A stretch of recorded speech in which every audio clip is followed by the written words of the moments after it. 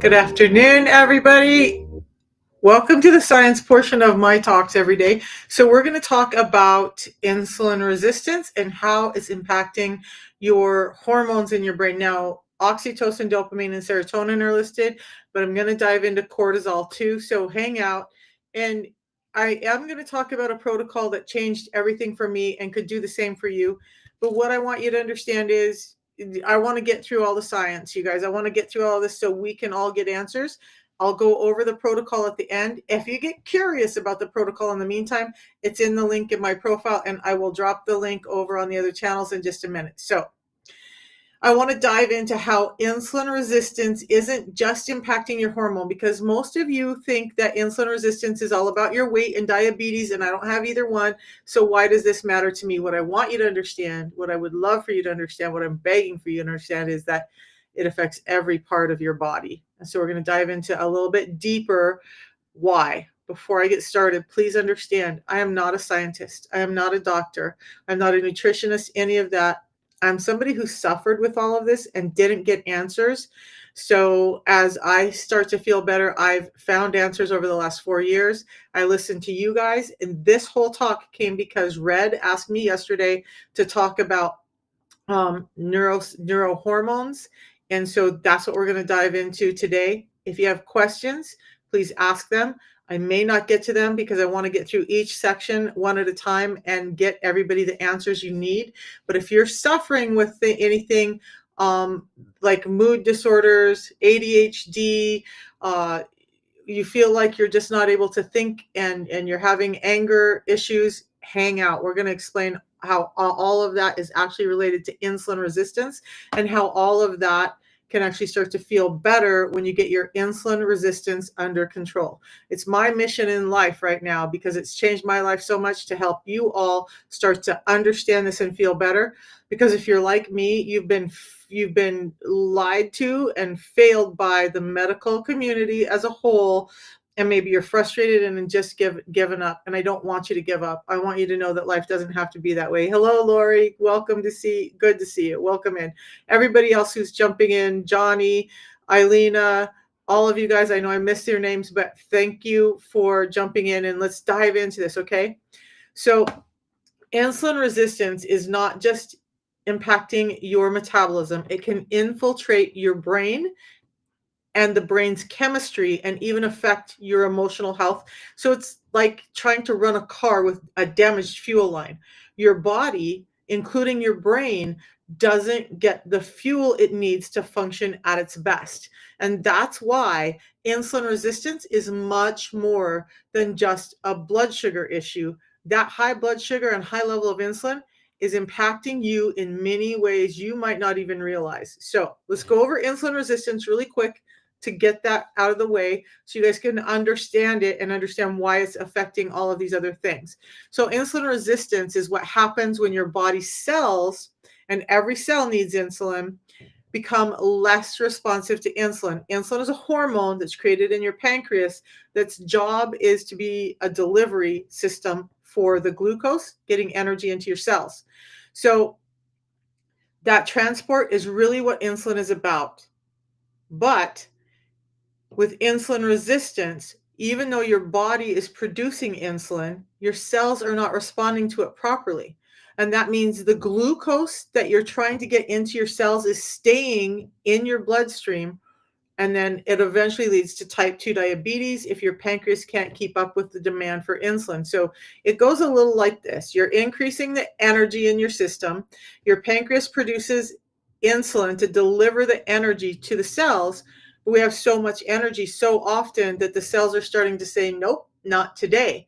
So that blood sugar then remains in the bloodstream, but insulin knows that it cannot remain in the bloodstream. So what happens next? It starts packing it in your fat cells. Okay. Now, as it's packing it in your fat cells, some of it's going to the jiggly fat, the subcutaneous fat. Some of it's going to visceral fat. Your belly starts to pooch out. And that's one of the top 6 ways you can tell if you're insulin resistant is if you have this belly that's just poking out all the time. I don't care whether you're carnivore, vegan, whatever. If your belly's starting to consistently pooch out, you're having a problem with insulin. Not likely to happen with carnivores, just sub note. Okay. So Insulin is affecting your metabolism, and that's your body's ability to use it properly, getting energy into your cells. But instead of it being used properly, it's being stored as the fat, like I just explained, and that leads to your weight gain, increased fat deposits around your vital organs, which can increase sleep apnea. But that increased fat around your vital organs, particularly your liver, exacerbates insulin resistance, meaning that as that fat is building up, it's making the problem worse. So now you started with a little bit of a problem, and because of that little bit of a problem, it just keeps snowballing into a worse and worse effect. But where it gets beyond metabolism is like this. The impact isn't just there, it impairs your brain function. That's what we're going to go over today. When insulin isn't effectively used, it affects how your brain processes information, regulates mood, and even influences your behavior. You're like, yeah, Misha, how are you going to claim that one, right? How many of you guys think, yeah, right? Your mental state, how are you going to link that into this whole insulin resistance metabolic disorder? We're about to do that, so hang out because I want you to understand this. Maybe the things that you're suffering with will make more sense to you. Maybe you can stop blaming yourself, feeling like you're just not strong enough, and that you can actually start to feel better in life, and that's the whole goal. So we're going to focus on neurotransmitters and neurohormones. By the way, you guys are hopping in. If this is of interest to you, but you can't stay around for it, go back to Brilliant Health with Misha on YouTube later, and this whole thing will be there later. Okay. So know that the neurotransmitters in your body are called dopamine and serotonin. Now, dopamine is your brain's reward neurotransmitter, and that influences things like motivation and pleasure. And we're going to go a little bit deep into that, so hang out. Serotonin is your feel-good hormone neurotransmitter. It regulates your mood, your happiness, your emotional well-being, your emotional balance. And then we're going to talk about two hormones. There are many others, but we're going to talk about these four today. The two neurotransmitters, dopamine and serotonin. We're going to talk about two neurohormones, cortisol and oxytocin today. Okay. So oxytocin is the love hormone. It's what helps you feel connected to people. It's what helps you with social bonding and trust and those emotional connections. So I hope you can start to see where if we have a problem with oxytocin, there's a real problem in not just those connections, but our self-esteem as a result.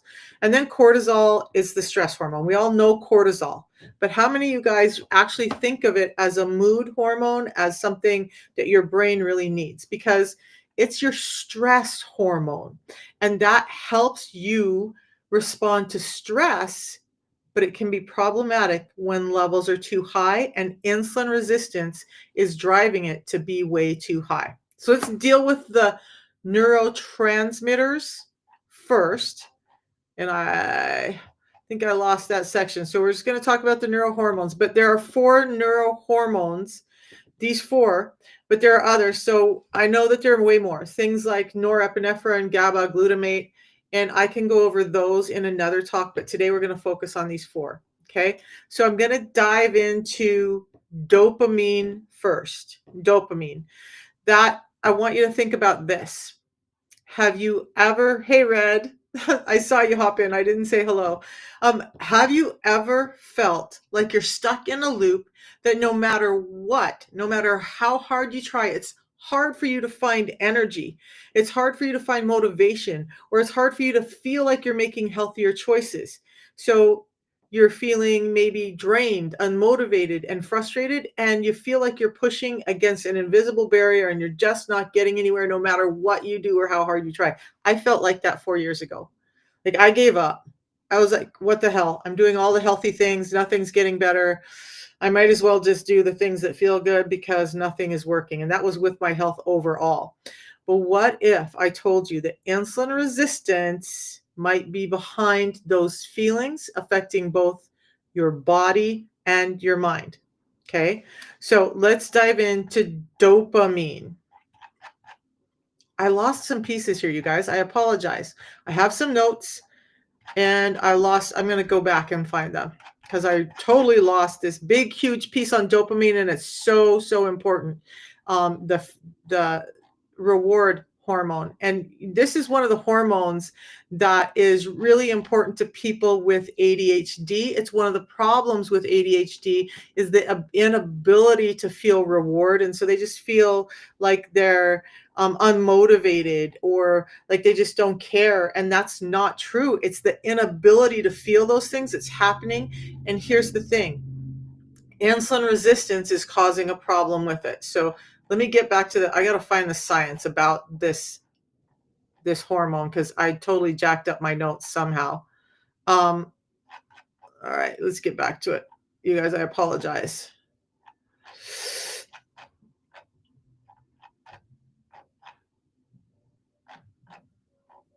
Ugh. I totally lost the piece on dopamine. We'll come back to dopamine as I look for it. No, we're not. We're going to find it right now. You guys can watch me struggle online. This is part of my dopamine issues, right? My neurotransmitter issues.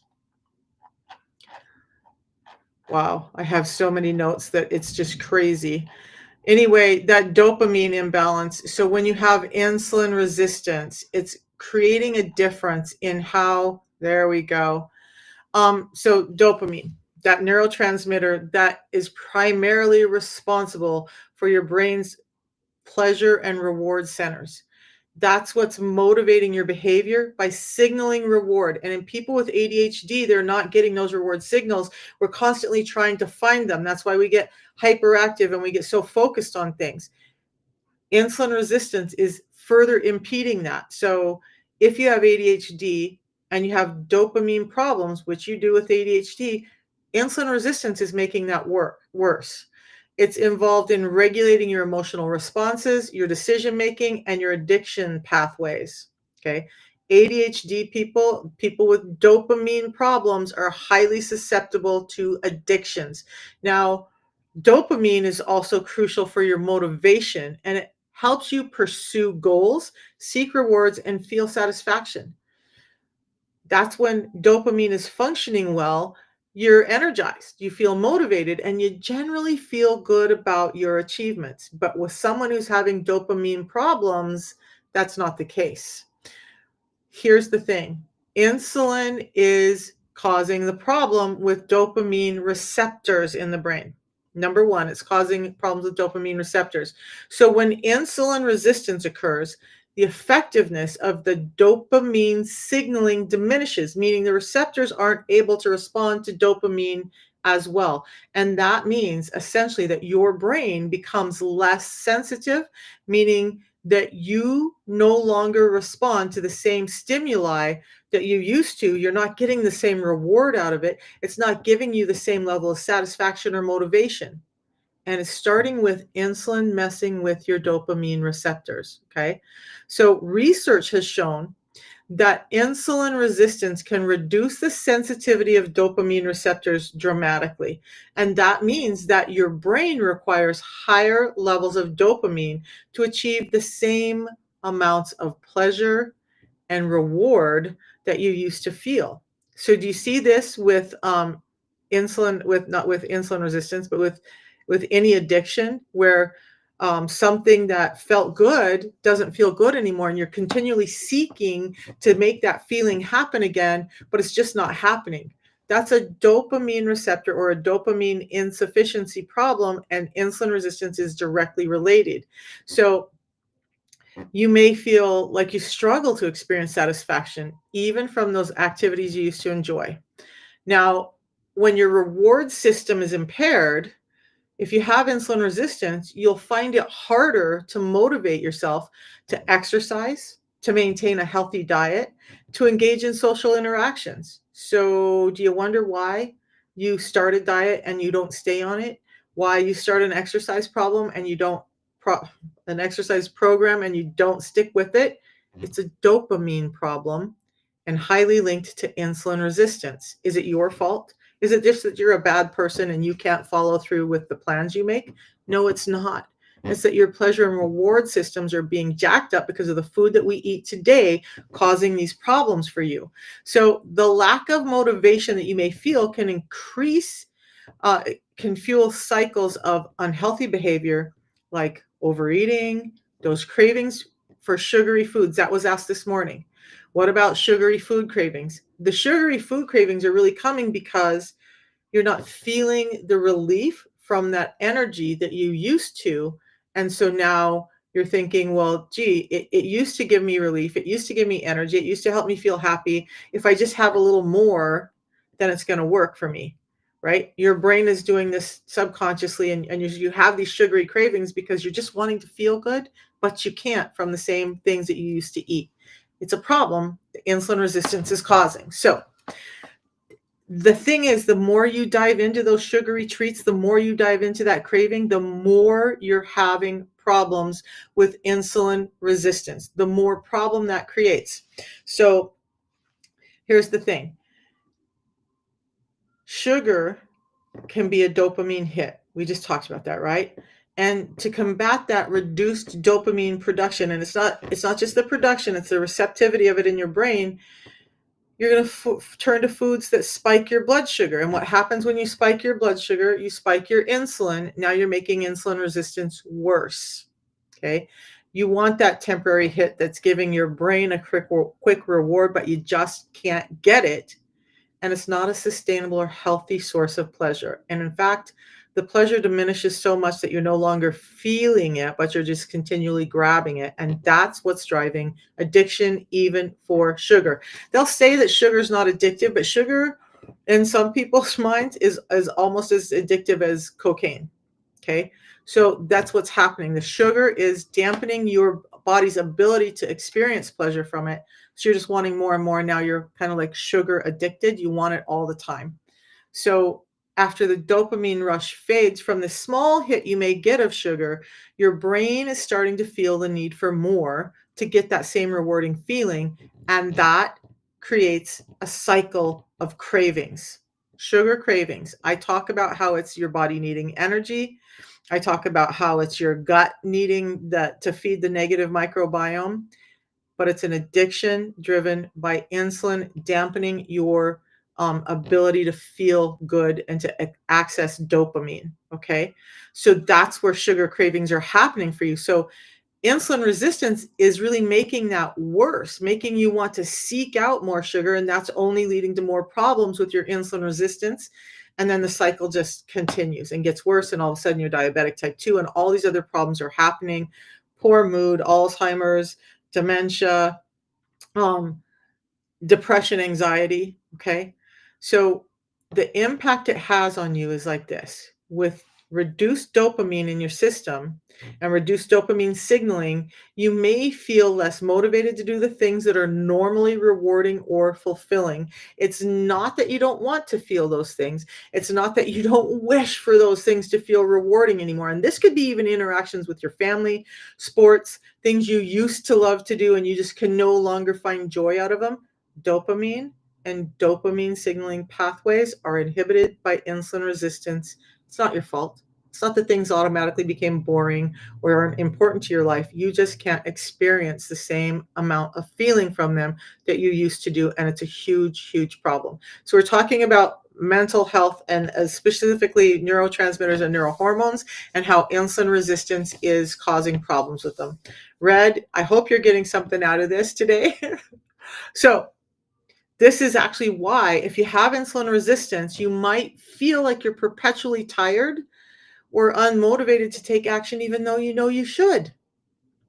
So it's also related to the insulin resistance, and the dopamine dysregulation has been linked to depression and anxiety.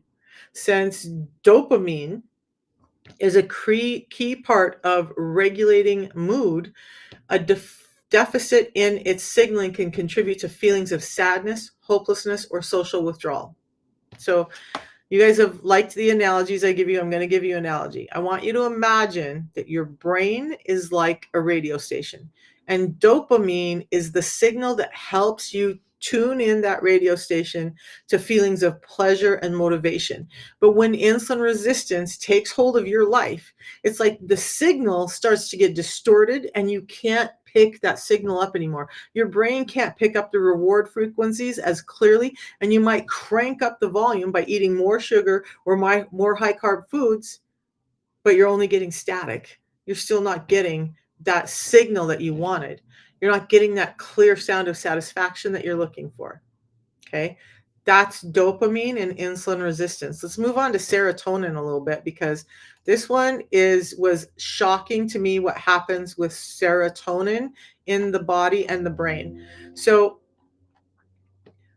I want you to think about this. If you've ever felt like you're on an emotional roller coaster, and how many of you guys feel like today you're just on an emotional roller coaster all the time? One minute you're fine, the next minute you're feeling anxious, sad, or irritable.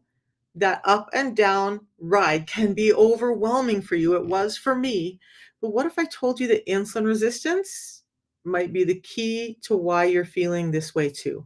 Because most people don't realize this stuff, you guys, and I want you to understand it. All right. So, insulin resistance can significantly lower your serotonin levels, and that leads to emotional disturbances like mood swings, anxiety, depression. And this disruption in serotonin production makes it even harder for you to cope with stress.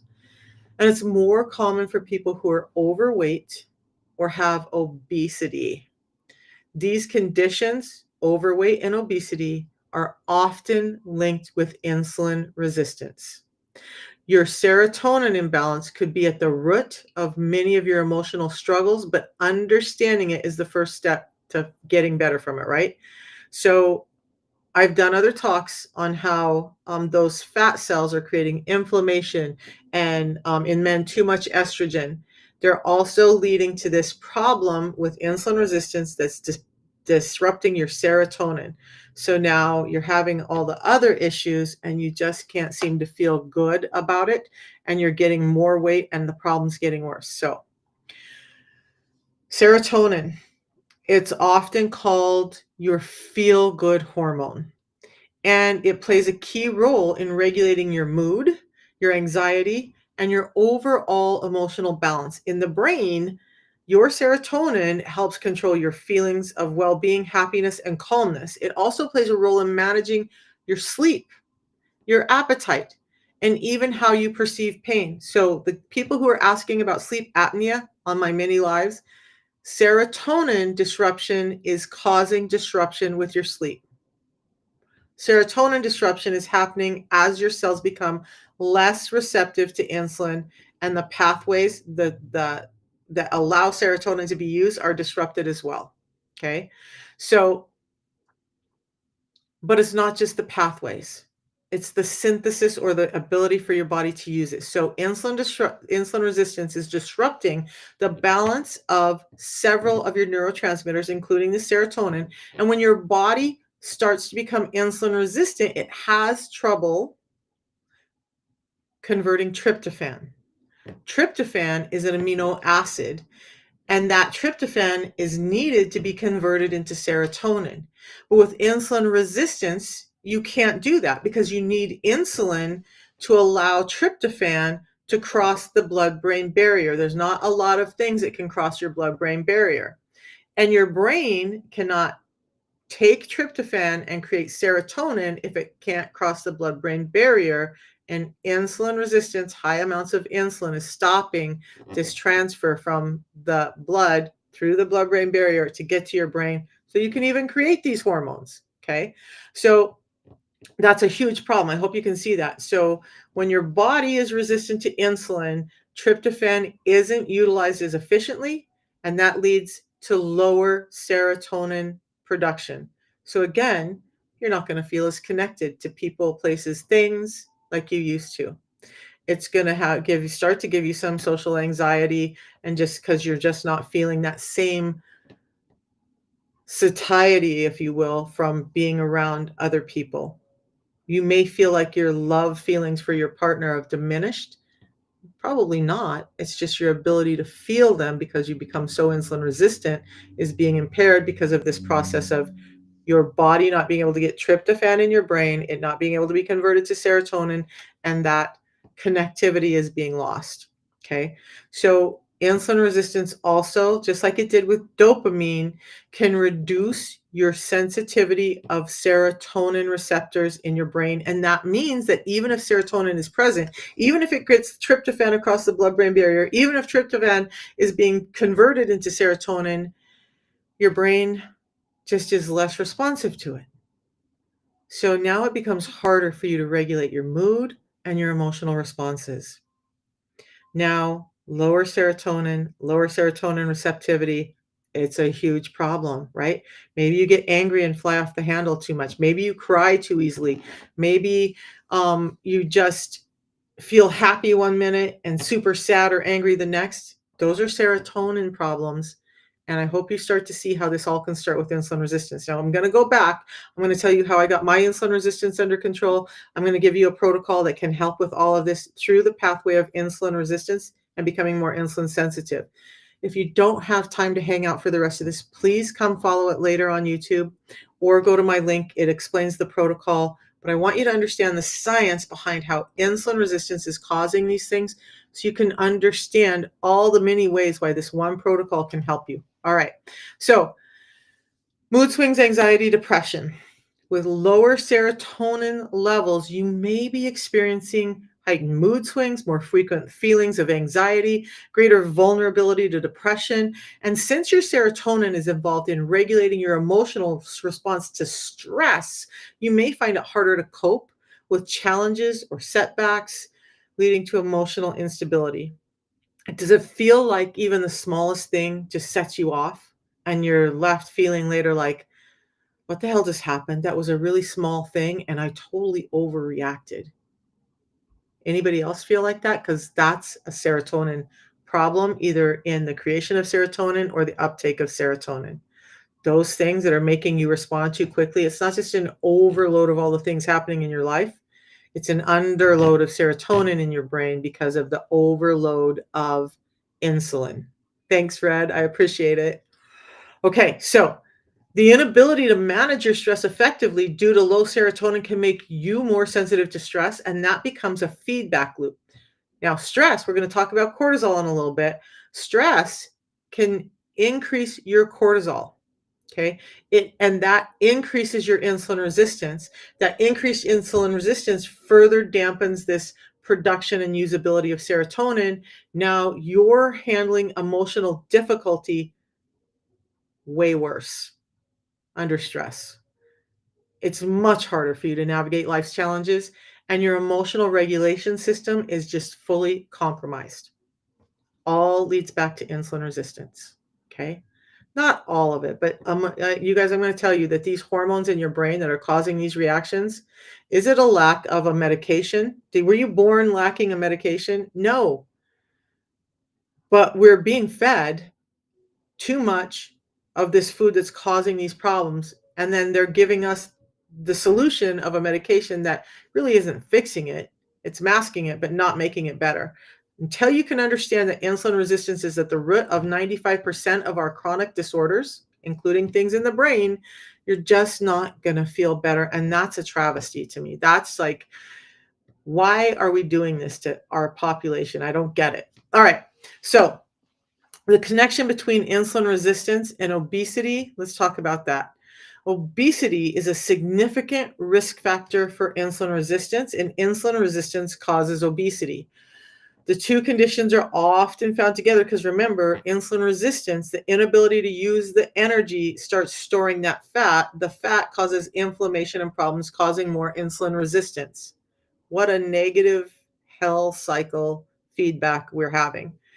And it's easier to fix than you guys can understand. So we're going to get there. All right. So people who are overweight tend to have lower serotonin levels, and that's increasing this cycle. So when you have lower serotonin levels, you're eating more. When you have lower dopamine levels, you're craving more and you're gaining more weight, and it's making your insulin levels and your serotonin levels worse and worse.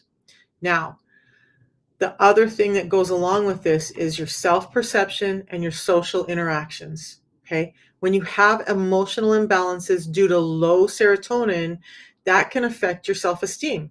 So how many of you guys feel like you can't regulate your emotions, you can't regulate your weight, that it's all your problem? You're a bad person because you can't seem to get it under control. You go to some gym guy, you go to some doctor, and they're telling you that if you just tried harder, it would get better. And yet you're trying. And now you're taking on the weight of all of these problems and feeling like it's all your fault. Again, I'm going to say this is my favorite phrase lately. Stop it. Stop it. It's not your fault. We just don't understand what's happening to you. And none of them are explaining it. So it's continuing to get worse. It's not, insulin resistance isn't just happening in your body, it's happening in your brain concurrently or at the same time that it happens in your body. It's not like, oh, my body becomes insulin resistant, but my brain is safe for a while. And then all of a sudden my brain has problems. No, if you're seeing problems in your body, it's affecting your brain already. And these are some of the pathways that it's happening. So you can stop feeling bad about yourself, or try to, until you get your insulin resistance reversed, and that's going to help you feel better about yourself. Your self-esteem is tightly connected to these neurotransmitters and how insulin resistance is impeding it. So if you're feeling negative and bad, know that you're not a broken person. You've just been fed the wrong foods, and it's been giving you this problem called insulin resistance. Okay. But it's also affecting your energy, your motivation. So those lower serotonin levels, they're often associated with feelings of fatigue and low energy. So now you have fatigue, low energy. You can't regulate your anger, your moods. You feel like you're just a bad person. And then it's disrupting your sleep cycles, which is making it worse. And now you're feeling exhausted on top of it. And that combination of your low energy and your poor mood is making it harder for you to stay motivated and engaged in daily activities. And now you just feel worse again. And that just creates more of this cycle of poor health and emotional imbalance. Red, I'm going to read your comment real quick here, bud. He says, arguably the most important information in society today, all these sugars and bad food, all these pharmaceuticals, this is why we're sick. That's the real core of why we're sick. Okay. So you have problems with energy and motivation. You have problems coping with stress. One of the hardest challenges of insulin resistance induced serotonin disruption is coping with stress. Okay. Lower serotonin levels make it harder for you to bounce back from stressors. You're already feeling bad about yourself. You're already feeling out of control. You already have everybody else pointing fingers at you.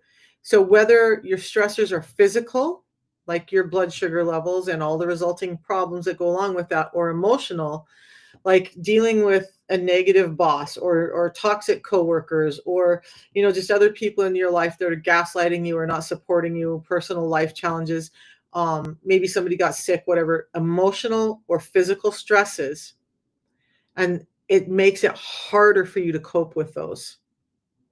So do you guys feel like in today's world, you're coping less with some of these stress? It's not just that we've had added stress. It's not just that the world is moving faster.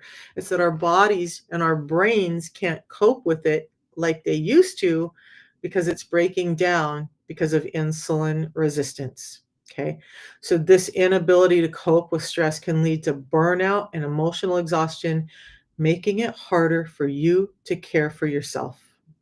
Okay. So think about this with serotonin. Think about serotonin like the air conditioning in your home. That air conditioning is helping keep things comfortable and stable. And insulin resistance is like a broken thermostat.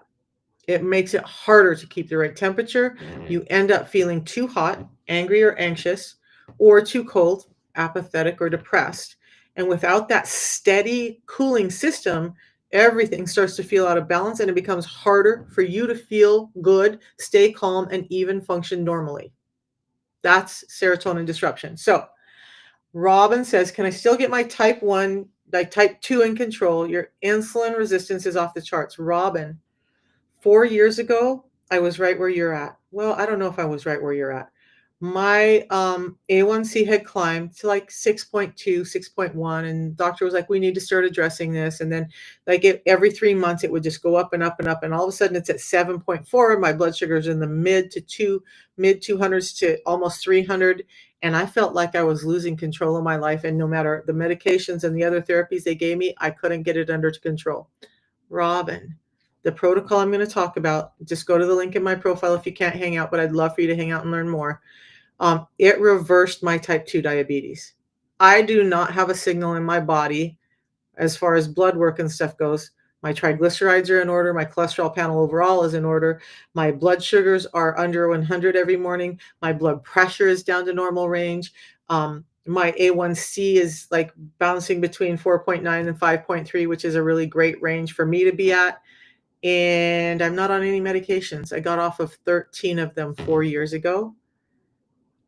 Doctors were working on diabetes, hypertension, all this stuff for years, and they weren't able to control it. The protocol I'm going to talk about here in a little bit changed everything for me and reversed all of that.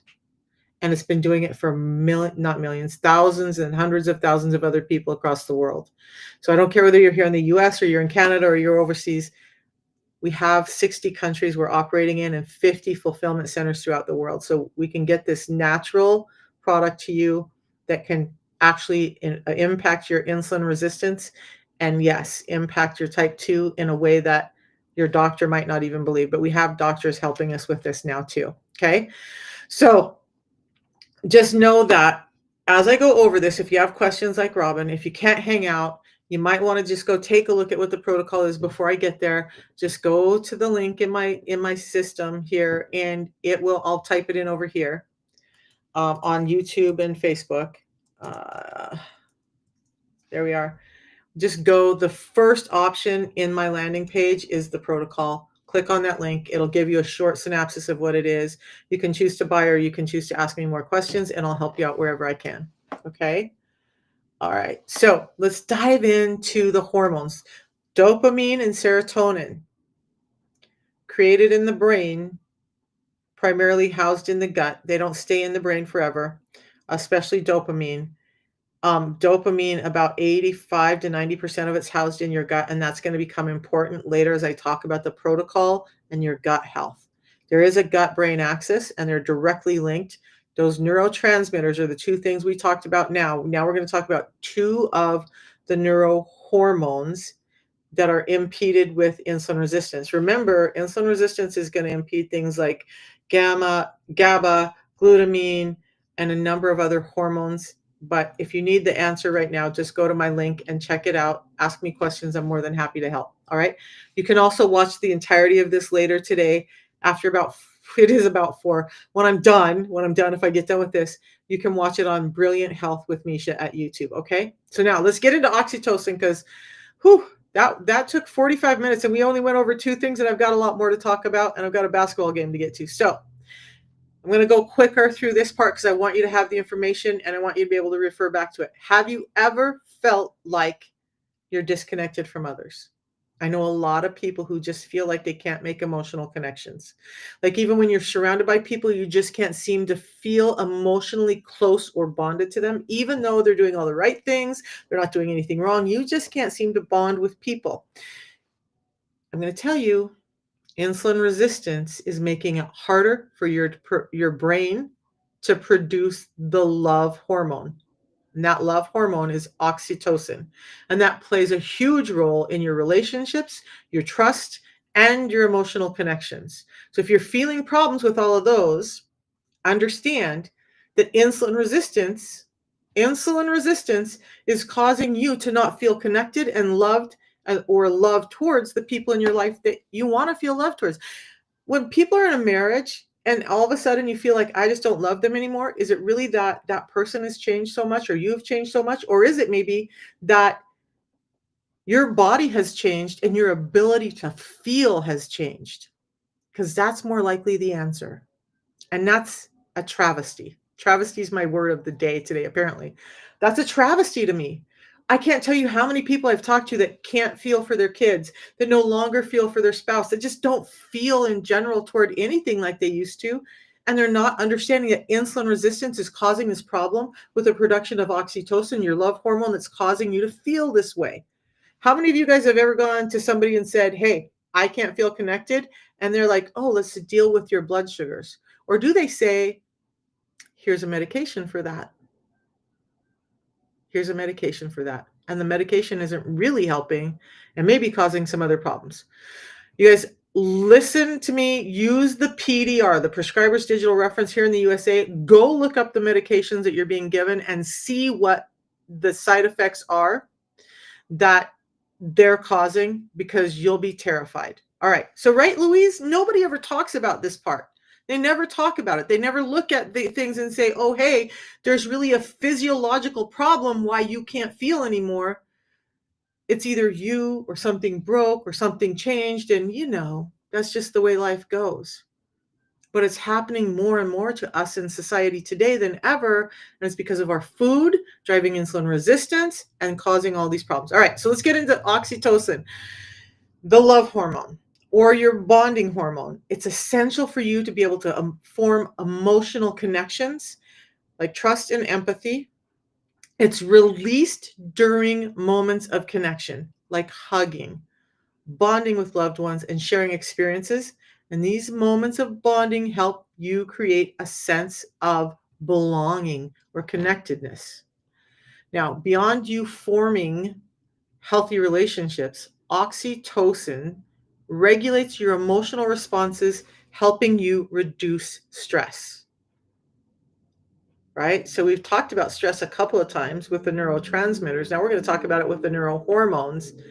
Stress is huge, and when the brain's not functioning and not getting these actions properly, stress is just increasing.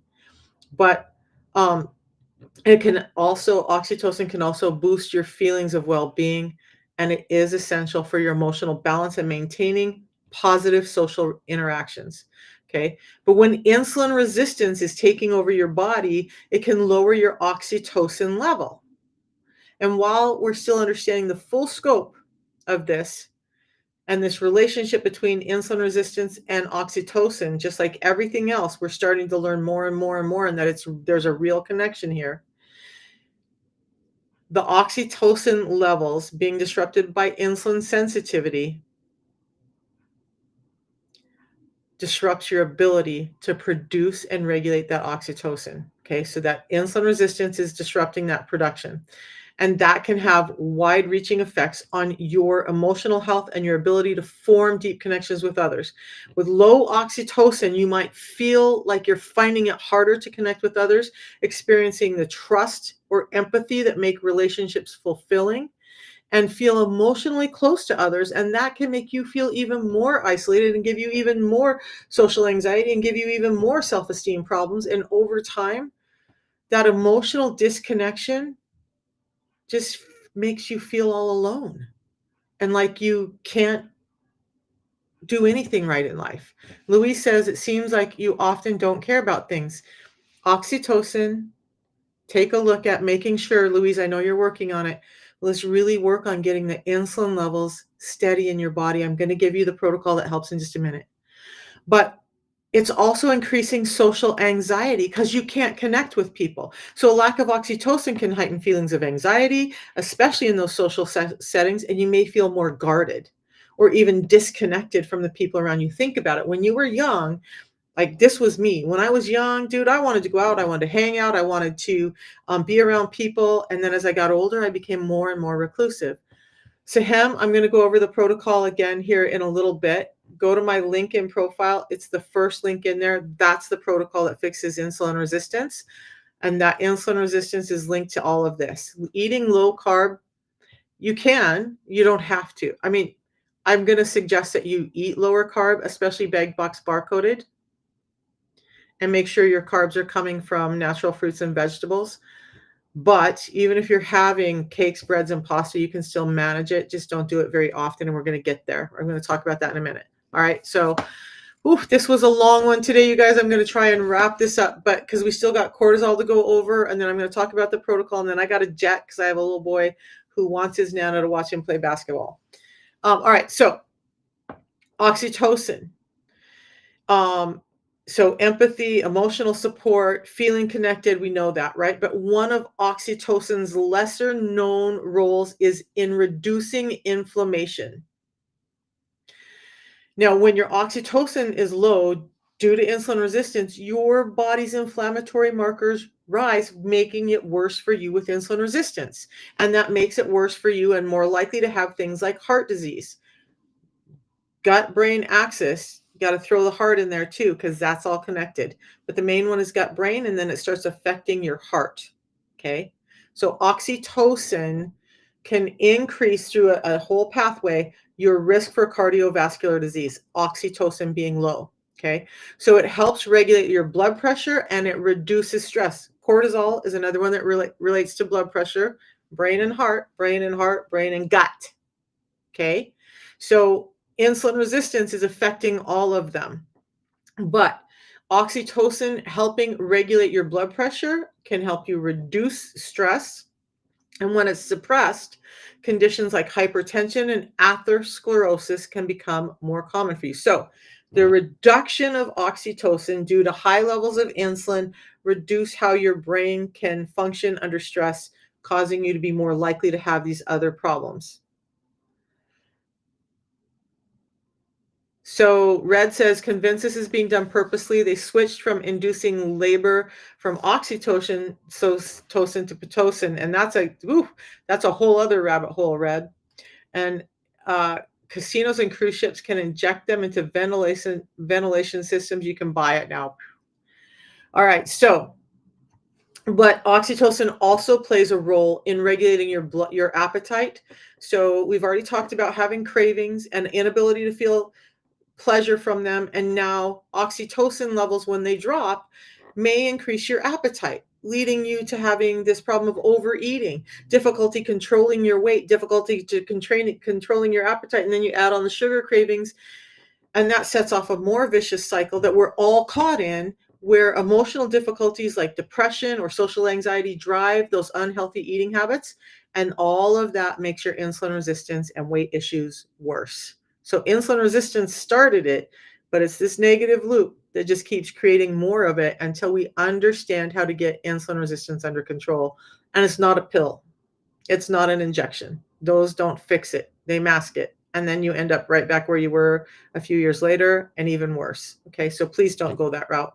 I'm going to ask you that. So, but oxytocin also makes it difficult for you to engage in healthy behaviors. So low oxytocin makes it harder for you to engage in behaviors that promote better health, like exercising, eating healthy, or seeking out social support. So maybe you're not able to stick to an exercise problem, you overeat, and then you know you should go get help for it, but you just don't. You close off. Oxytocin levels being low and often due to high levels of insulin is causing this whole thing to happen. You guys see this mudslide that's happening with our health, not just in our body, but in our brain. And where is it all starting? Insulin resistance. Okay. So it becomes challenging for you to stick to habits that can help you manage your insulin resistance. It's just making it worse and worse. Red, I'm going to go down the rabbit hole and say, yes, I think this is being done to us on purpose, not on purpose.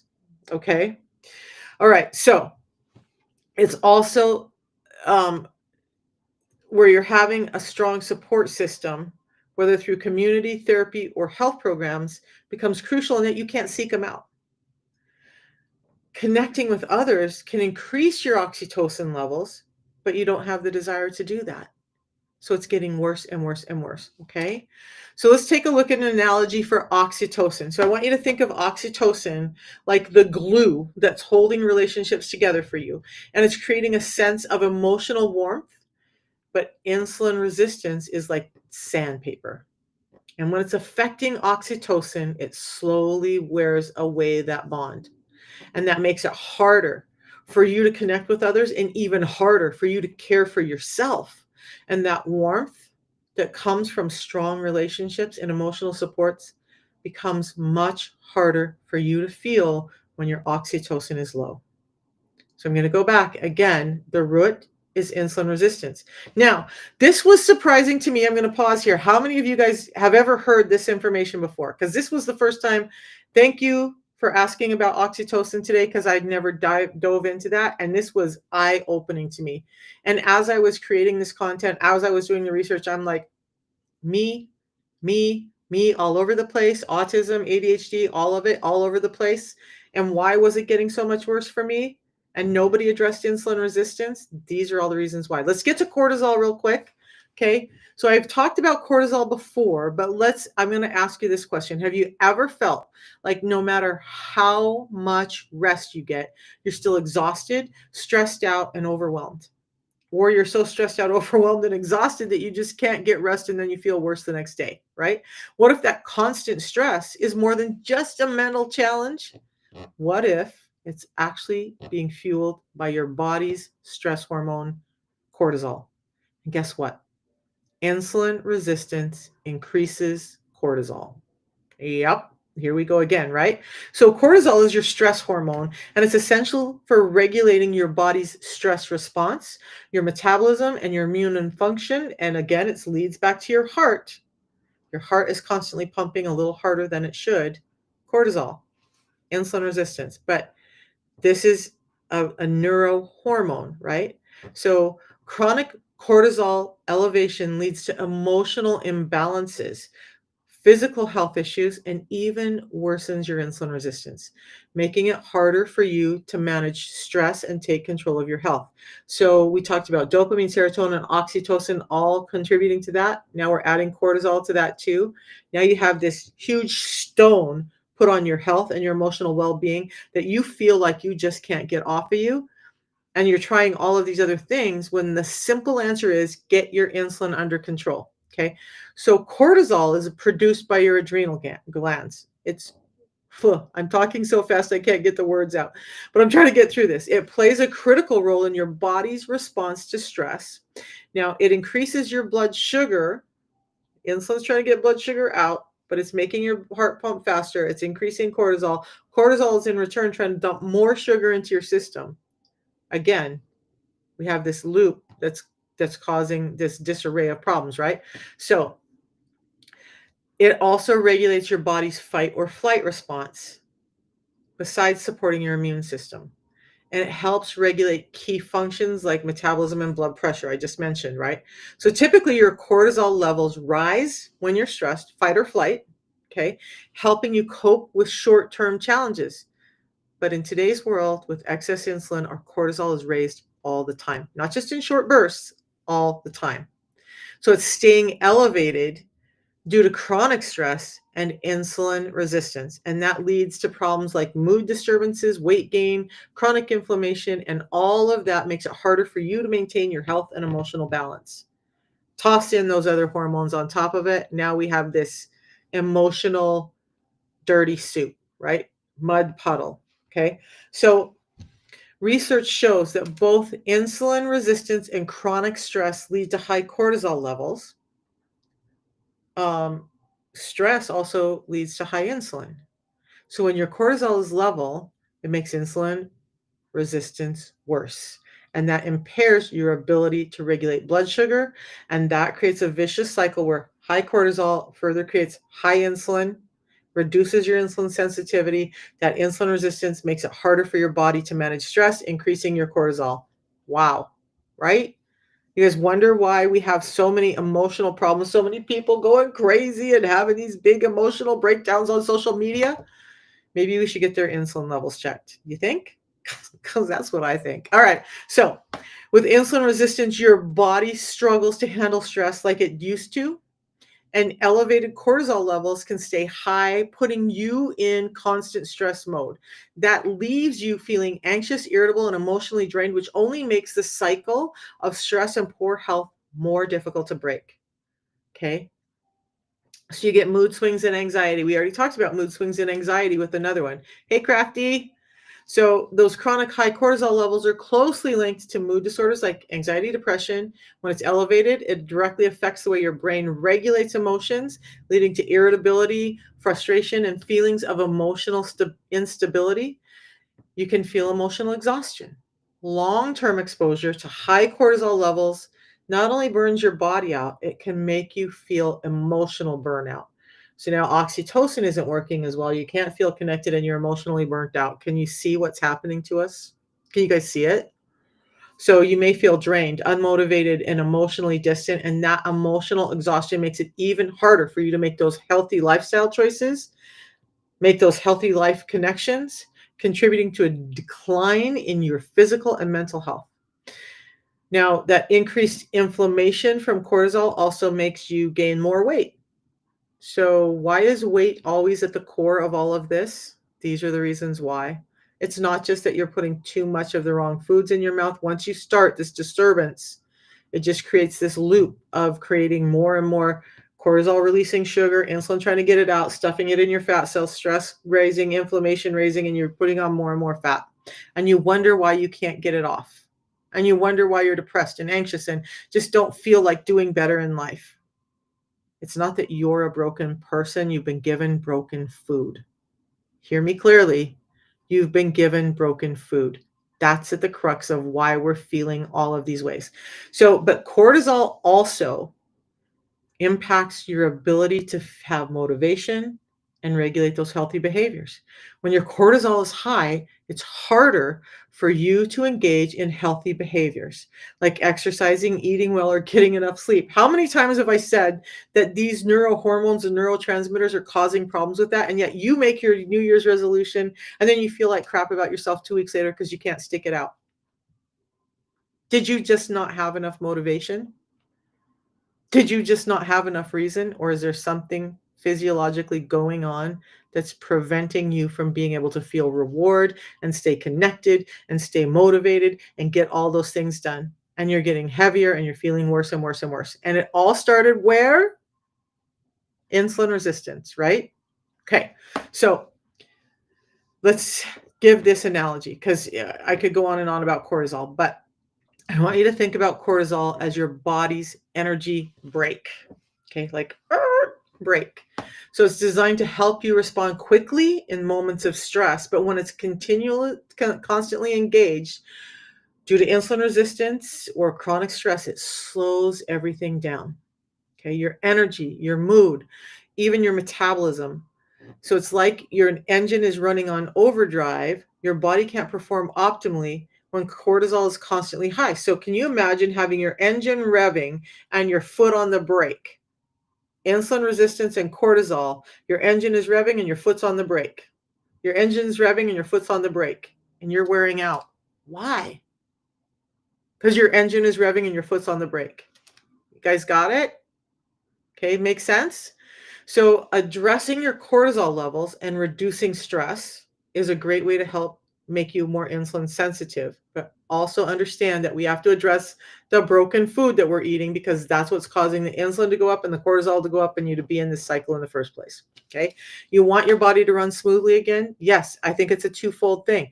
Get good sleep, do some meditation, get away from toxic people, address your insulin resistance. All right. Okay. So let's dive into the protocol. Okay. So I want you to think about this. Have you ever wondered what it would feel like if your mental health was in better balance, if you had clearer thinking, more energy, fewer cravings, and an overall sense of calmness and well-being? What if the solutions for all of the things that I talked about, for all of these struggles, were easier than you could think that they were? They're easier to maintain, they're easier to reach. It doesn't cause you a lot more stress in trying to figure it out. By the way, I appreciate everybody asking about other supplements and stuff, but like you're causing more stress and that's causing the problem to be worse. Why don't we just take a look at something that's so super simple? The scientists have already done all the work for us in figuring out what we need to do to address insulin resistance, and they've made it super easy. Okay, they've made it so super easy. So it's really like this. The protocol I'm talking about can drastically improve your mental health by addressing the key aspects of your body's hormone and neurotransmitter function. Now, this protocol doesn't just help with physical health, it directly supports your emotional balance, your mental clarity, your energy, and even your ability to cope with stress. Not indirectly, but directly affects those things. So now we're indirectly affecting by insulin resistance, and we're directly affecting by some of the components in these two products. Would you guys love that? About $5 a day to start feeling connected to your loved ones, start feeling like you have more control, more motivation, less addictive behaviors, less anxiety and stress and emotional breakouts, because it doesn't have to be that difficult. So the tea that I drink, which this is my third one today, you guys. I've already had two in the cup that I had on earlier today. I do have a basketball game to go to, a dinner and all this other stuff. So I'm like, I want energy today. But this tea, how it's affecting your dopamine. The tea in this protocol can help your brain better regulate dopamine levels, which are crucial for your motivation, your pleasure, and your reward system. Remember that? And with the support from the tea, your brain becomes more sensitive to dopamine. Remember, insulin resistance is reducing your sensitivity to dopamine. This tea is helping you increase your sensitivity, undoing the damage that insulin resistance itself did. Okay. So it helps you feel more motivated and focused throughout the day.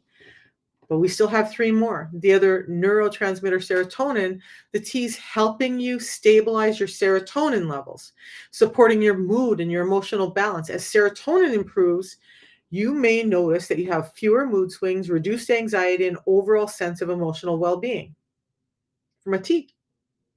Not 1,000 different supplements, not I got to go research this and is this going to work for me? Is this going to help? One tea affecting all four of these in a very direct way, as well as an indirect way. So then, cortisol. The natural ingredients in this tea also play a role in reducing your cortisol levels, helping you manage stress more effectively. So you're getting energy, but you're not getting the jitters and you're not getting the angers and you're not getting all of that emotional dysregulation with normal stimulants. So that lower cortisol level means that you have less emotional strain and that reduces the cycle of stress and emotional eating. Now, oxytocin. Crazy. Am I going to tell you it affects your oxytocin? Hell yes, I am. You know I am. Okay, so the tea is also supporting your production of oxytocin, which helps you feel more connected. Emotional regulation, stress regulation. You can feel more connected and loving, and you have less of those addictive things, and you have more control over your reward and all of the stuff, right? The tea's helping with that. Now, it helps you feel more connected, trusting, and able to feel more meaningful social bonds. Now, by balancing oxytocin and the tea's helping do that, you may notice a reduction in feelings of social anxiety and an increase in emotional connection. How do I get on live twice a day, every day, and survive? The tea. How do I get out in social situations when there's a bazillion people around? How do I go to places like Kings Island where I'm surrounded by crazy people for hours at a time and survive? The tea. Yes, I take the tea with me to Kings Island. But it's not just about the tea. You guys know I love fiber. If you followed me, you know I love fiber. If you're new to me, know I love fiber, the right kinds of fiber. So the pre-meal drink in this that has 7 different types of fiber in it, okay? This is what it's doing for you. It's addressing your metabolic health, directly impacting your blood sugar spikes, your insulin levels, and it provides those fibers and nutrients that are needed to stabilize those. You just drink it before meals. And that stabilization of your blood sugars is helping. So this is a little more indirect.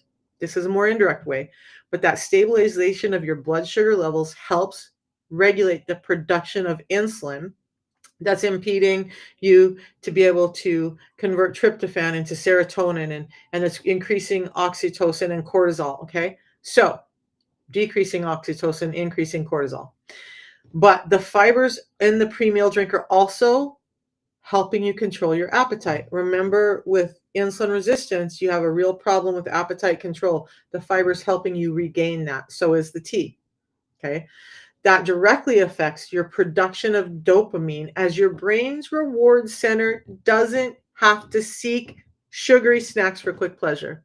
The tea and the fiber are doing that for you. So now you're not getting all the sugary cravings all the time. You're not needing to snack all the time. And instead of having a negative feedback loop, instead of a mudslide, you're now climbing a mountain that once looked impossible that now seems like pretty easy to get here.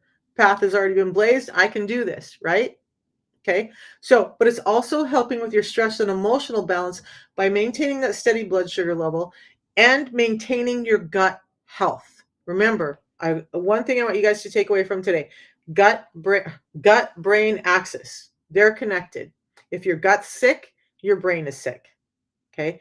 We got to take care of our gut, and the pre-meal drink part of this maintains our gut health. And when our gut is not inflamed and it's healthy and the right probiotics are in there, we now have better brain health. So they work synergistically. The tea and the pre-meal drink work synergistically. Okay. So, but the third part of the protocol is some intermittent fasting. Oh my God. She just said I can't eat 16 times a day, that I have to cut out some eating. We're not meant to eat like we eat today, you guys. We're just not meant for it. So, yeah, I will eat dinner with my family after the kids' basketball game. That's probably going to be around 7 o'clock tonight. Now, I'm going to be honest. I did break my intermittent fast today with chicken, olives, artichoke hearts, healthy fats, not a lot of carbohydrates. It's still keeping me in a high energy state and keeping me satiated. Okay. A small portion of that did the trick. Tonight, we're going to go to Red Robin. Will I have French fries? Will I have a hamburger? Yes. Yes, I will. I'll have my pre-meal drink before. It'll keep my blood sugar spike down. It'll keep my insulin levels down. But the intermittent fasting piece, it's not hard, you guys. I wake up in the morning. I have my tea. The tea gets my sugar cravings down, gets my hunger down, makes me not feel hungry in both my gut and my brain. And then I make it to 16 hours without any problem. I eat tonight. I don't eat after dinner. I go to sleep. I wake up in the morning, probably 10 to 12 hours has passed. I just got to make it 4 more hours in the day and I'm good. But why? Why is intermittent fasting so healthy for your brain? Part of the protocol, I want to talk about that, okay? So it's improving your brain function. Intermittent fasting gives your brain the time it needs to reset so it can perform its best. And during this fasting period, this short fasting period, your body is starting to work to repair itself. Remember, I'm not going to have time to get into it today, but between hour 14 and hour 16, your body's really going into self-repair mode. That's why 16 hours. Now you have this 2 hours where your hormones have reset. Your body's starting to clean up. Your body's starting to rebuild. You're actually getting some old cells that are getting cleaned out and being able to build new cells. HGH is up, ketones are up. Your brain is getting energy from fats and ketones, and your insulin levels are down, meaning all of the impeding of dopamine, serotonin, oxytocin, and cortisol are now being regulated with intermittent fasting. Okay, so you get your body's working to repair itself. It's boosting brain-derived neurotrophic factor, BDNF. Helps your brain. Fasting. Okay. And guess what? I can have the tea during my fasting window. I can have the fiber during my fasting window. I just don't eat. And all of that, the creation of BDNF and all of that still is happening.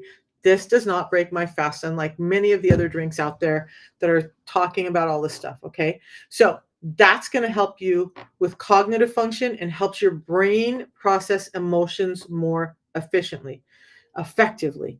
So now you're not having those breakthrough anger and all of that stuff going on. You're just smoother through the day. Your wellness feels great. And it's all because your body's getting the support it needs. Now, it's also giving you some energy regulation. Intermittent fasting, I always think about the tea, but the intermittent fasting, when you fast, your body's tapping into that stored fat, which stabilizes your blood sugar levels. Now your body's not going, I need sugar. It's going, oh, hey, I can burn fat.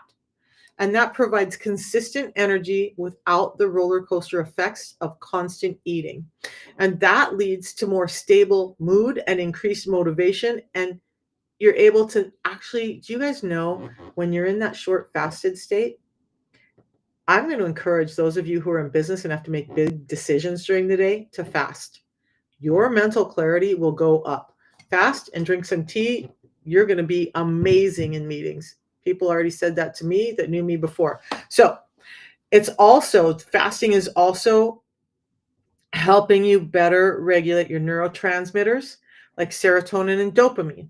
And that can reduce feelings of anxiety, depression, and irritability. So you go into the office, you go into your job, you're under stress, you're feeling anxious, you're feeling, some kind of way, and then you're putting sugar in your face and that's making it worse. Instead, do some fasting and it's going to help turn that around and allow you to use serotonin and dopamine much better. And you may even notice fewer cravings and more mental clarity as your body heals and your mind clears while you're fasting. Okay. Now, cortisol and stress management. People are like, well, doesn't fasting increase your cortisol? Let's talk about that. So fasting helps balance your body's cortisol levels. So you're allowing your body to reduce stress and focus on recovery. And that makes it easier for you to cope with challenges, both physically and mentally and emotionally, without being overwhelmed by stress. Again, I'm going to say, you want to be more productive in business and your work life? Do some fasting, drink the tea, wait to eat until later in the day. You're going to it's going to be amazing how different you feel. All right. So, whew, you guys, I got to run to a basketball game. That kid's going to be so upset if I don't make it. When you combine the protocol with its natural support for your neurotransmitters and your hormones, along with intermittent fasting, the results can really be transformative for your mental health. Okay. The combination of the reduced and balanced blood sugar, the intermittent fasting, the boosted neurotransmitter function, the optimized hormonal balance all lead to clearer thinking, increased energy, and reduced cravings, and a more stable emotional state. So you start to feel more control of your body and your mind, and the cycle of emotional stress and physical decline begins to reverse itself.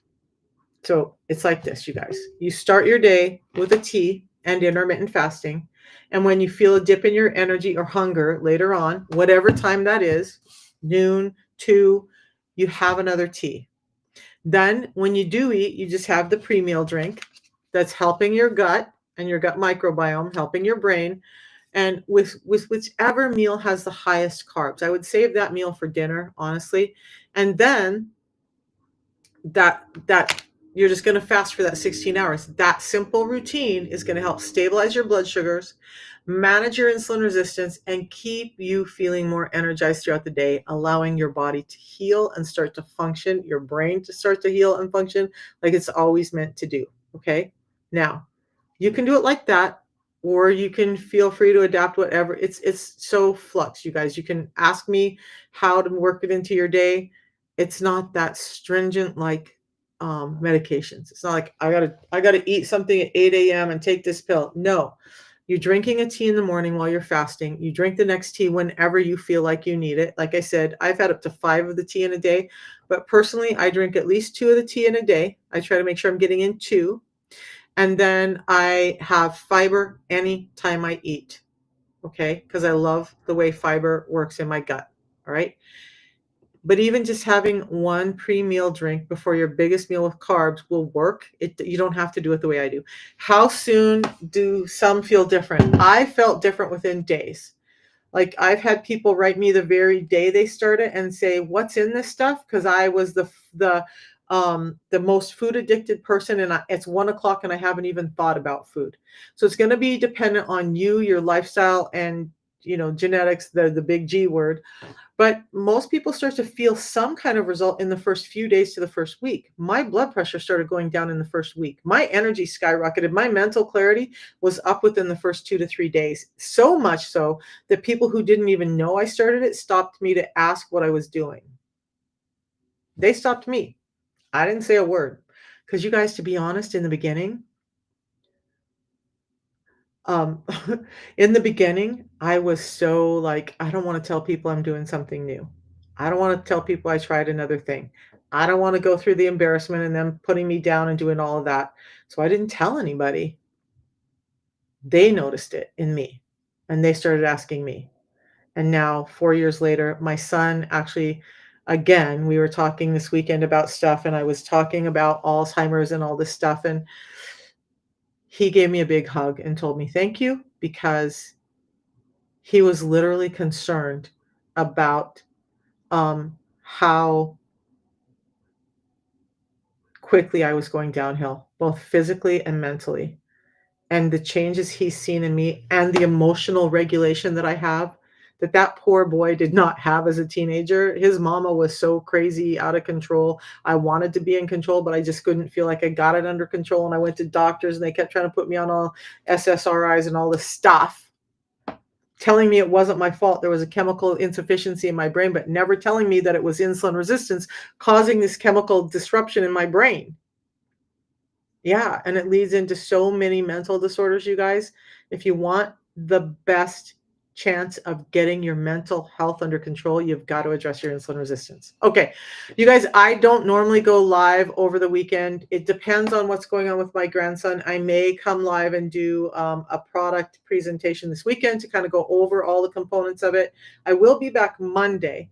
So here's the thing. If you guys want me to talk more about the other neurotransmitters, things like GABA, gamma, gosh dang it, glutamine, let me know. I'll be more than happy to go over some of those and how they're affecting. But these four big ones, dopamine, serotonin, oxytocin, and cortisol, are all very directly linked to insulin. Actually, I think what I'm going to do is talk about leptin and ghrelin on Monday because they're highly impacted by insulin resistance. And that's what's affecting your hunger that's driving all the disruption with this stuff. Okay. Insulin resistance, get it under control. The protocol's in my link in bio. Please do yourself the favor to do it. Don't just go buy it on Amazon, eBay, Walmart. You're not going to get me. You're not going to get me to answer questions for you. You're not going to get any of the guarantees. And I want you to have all of that. Okay? So we'll talk to you guys Monday. If I go live this weekend, hopefully I'll see a bunch of you then. Have a great one, you guys. I got to go see a boy at a basketball game. All right. Bye. Thanks, you guys.